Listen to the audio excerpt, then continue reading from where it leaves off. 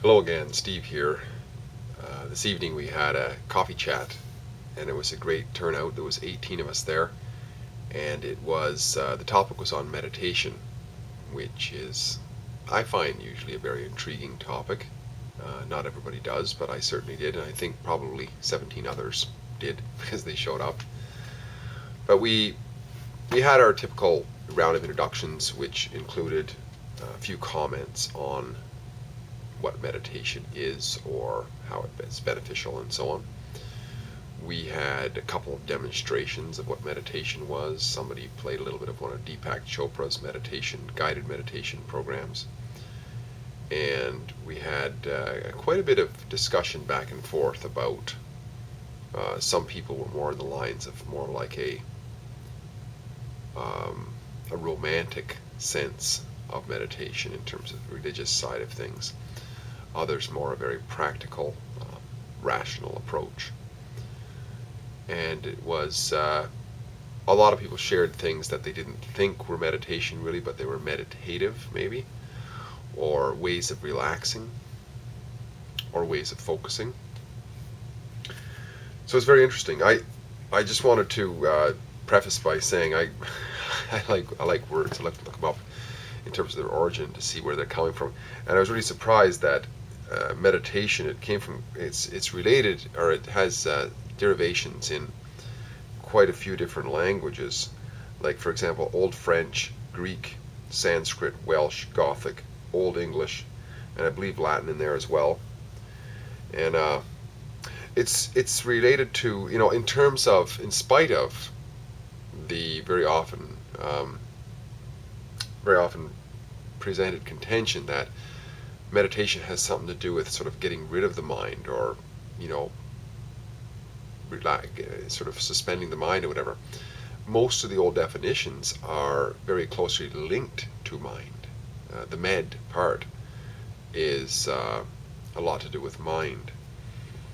But there was also other things that it was related to, like for example contemplation, devout preoccupation, prayer, thought, reflection, study. There's you go, Latin. There's one Latin. That's Latin too. To think over. It's thinking.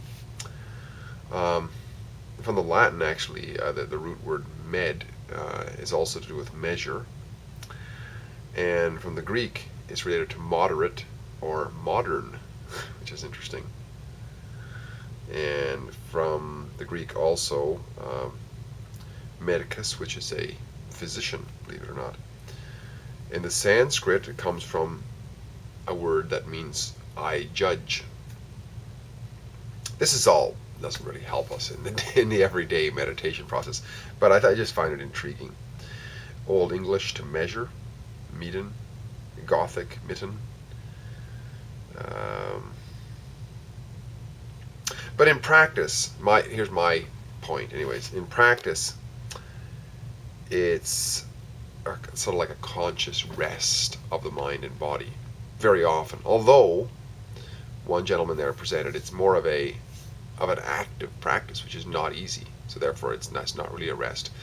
But through that active process, we arrive at tranquility. So he described it as kind of if there's too much tranquility, we fall asleep. But if there's too much effort, we don't have tranquility. So it's kind of like a constant meditative process. It's a constant. He described it as if the mind has kind of like a gate, like a floodgate on a dam. If you open it right up, then everything just comes gushing through, and our minds are just full of all kinds of anxiety and mind storm, all that's going on. But if we open it up just a little bit, just enough to allow in what is the focused point, that mindfulness, and we're then able to cope with the observance of the thoughts and so on, something like that. And we realize that we can do something about it, and it can result in some kind of a blissful state, tranquility rather. Other comments from other people, which I thought were interesting. A lot of people mentioned relaxing and lying down positions, sitting down positions, things like this. Somebody mentioned something about, it had nothing to do with Deep Space Nine, but I never got around to asking what that was. Somebody said that if they meditate, they fall asleep, which the other guy had mentioned too. Um, and it's good for helping with anxiety. Somebody said it's a training to strengthen the mind. It involves an effort, and from that effort there is a reward. You mentioned that tranquility thing. Somebody said that there is a number of things that meditation does in the body, like reducing stress hormones and so on.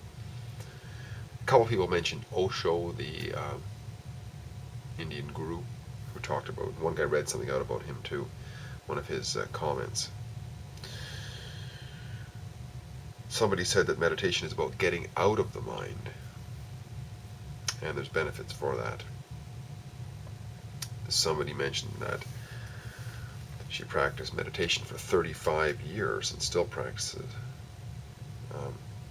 There was a quote put forth by the same lady that goes something like, praying is when I talk to God. Meditation is when I listen. I thought that was interesting. I'm not sure who said that. Forget. Somebody else said that meditation is a nap for the mind, and that he liked a guided meditation. And one of them was Penny Murphy and Associates. On their website, they have a guided meditation.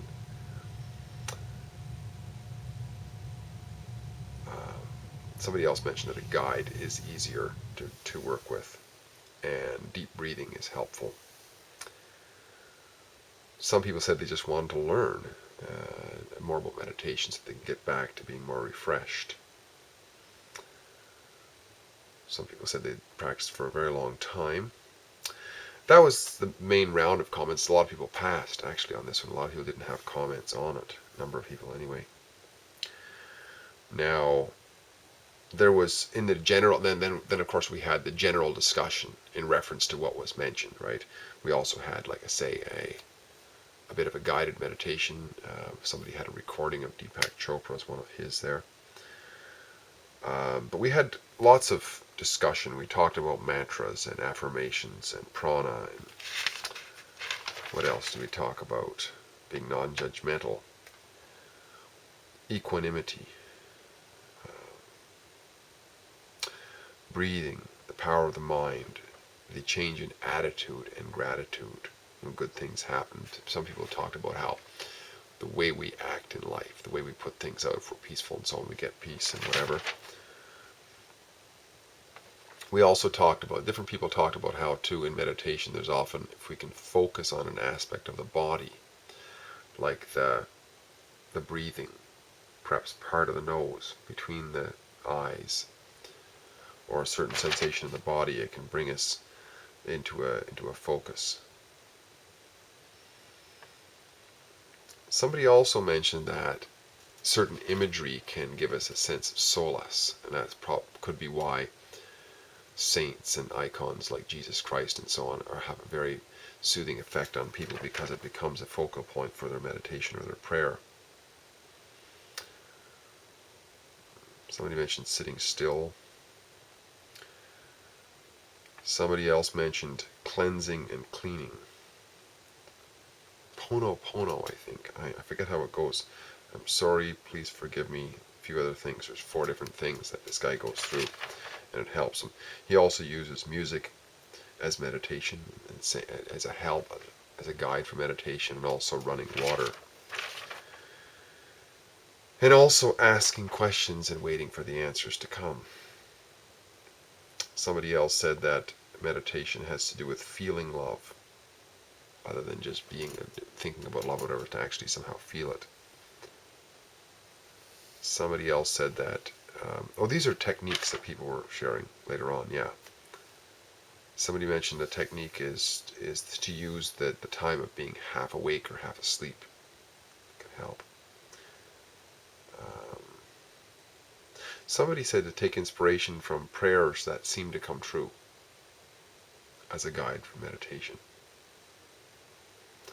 Somebody else said focus on the breath, the nostrils first, then the rest of the body, and listen to thoughts. And he said that even these sort of things are not really the end all, the be all. It's not about those focus points. It's not so much about any particular method. It's about being consistent in the practice. That's what's more important, he said. Somebody else said that it's important to have a domicile or a quiet spot or whatever to go to, and have that be just almost like a sacred spot, like a shrine for that, and nothing else is done there. That special spot, when entered, is the meditative spot. Somebody else might have mentioned too the idea of being grateful for even things like fear, because it all has a value, a teaching point, if we want to see it as such. Yeah, I really enjoyed the meeting, and I want to once again thank everybody for coming out and sharing all those ideas on meditation. I learned a few things for sure, and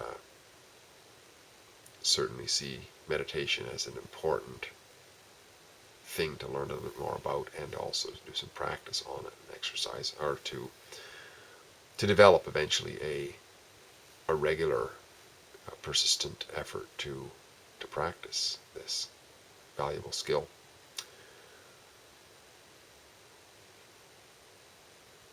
That's about it. I don't have anything else this evening.